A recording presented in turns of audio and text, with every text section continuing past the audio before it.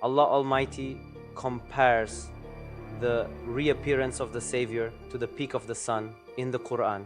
When you look up the Quran, you will see that we have verses in the Quran that mention the emergence as the peak of the sun, because metaphorically the sun is al-bayt. And you know that Sahib al-Zaman is specially mentioned as the sun behind the clouds. He is like the sun in the sky, and he is lightening up the day even though he's behind the clouds. But truly there is a difference between a cloudy day and a night. A cloudy day is a day anyway. It has light, but it's not like the sun shines bright in the middle of sky and you can see it directly. For example, it is in the Quran, in the verse says in the Quran, by the sun and its brightness. Imam Sadiq says in the interpretation of this verse, sun and its brightness means the Prophet. When he came with that morning glow, Zuhaha means that morning glow.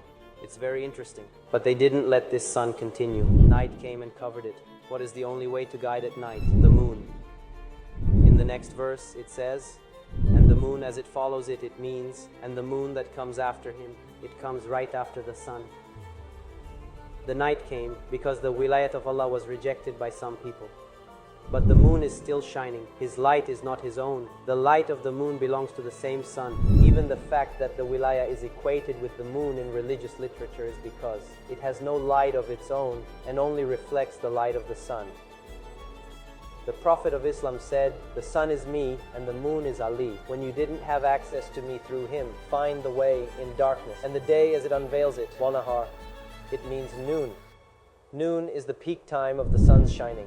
Here, noon means emergence. This point is also a very important one. What does daylight's shine come after? And the night as it conceals it. It means after the night comes, darkness covers everywhere. Allah has a language of creation on earth and in the realm of the malakut. There is definitely only one source of light. Then Imam Sadiq gives another example to explain it further.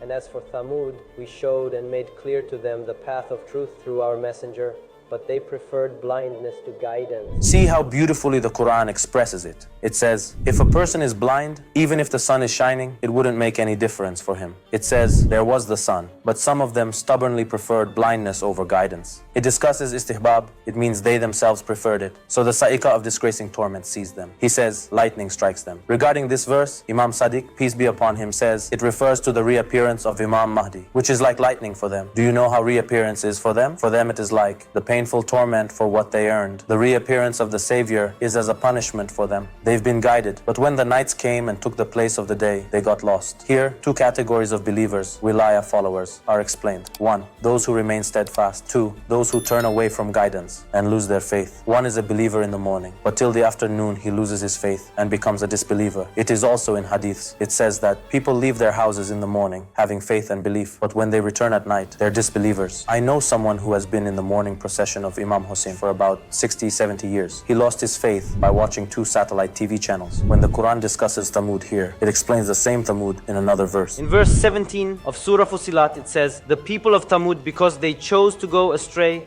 after we guided them, we perished. The Quran says elsewhere, by the night as it conceals, it means those who usurp the government after the Prophet, 91:3, and the day as it unveils it. And after this night, you don't doubt that sun will come and he will shine at the peak of his authority. You people just have to stay firm on your beliefs. This is the book, there is no doubt about, and it is mentioned in the Quran. This book, which there is no doubt in it, it is a guidance, but only for the pious. Who are the pious now? The pious are those who believe in the unseen, establish prayer, and they believe in wilaya. It has been mentioned in the narrations and hadiths that prayer means the wilaya of the al-bayt. In another verse, by the dawn, meaning by the dawn that comes before the sunrise, and by the 10 nights. You see, this contrast of light and darkness is always placed next to each other, and by the even and the odd, even Ali and Fatima, odd, Allah, and by the night when it moves on towards daybreak. Don't worry, this night will pass, so don't worry which here the even means, Amirul Mu'minin and Hazrat Zahra. It wants to say the day that manifests above is a kind of metaphor of the Imam of the time, Imam Mahdi, who is a descendant of Ali and Fatima. Even if awkward couple, I swear to that couple, odd, one swear to that one. By one it means Allah himself. We have narrations and hadith for all of these. I'm not making these up myself. Now let's go back again. And the day as it unveils it, and the night as it conceals it. And by him who created male and female. In this verse it refers to male and female again. Look, there it said even, here it says male and female. This is the understanding of Allah's language that guides you to recognize his signs. Ayat of Allah. When you call Imam Mahdi son of Allah's ayat. So what is happening in this world? That is the same sun and this night and day and the rotation of the earth and the earth's need for light and sun, etc. It is a metaphor of the spiritual realm.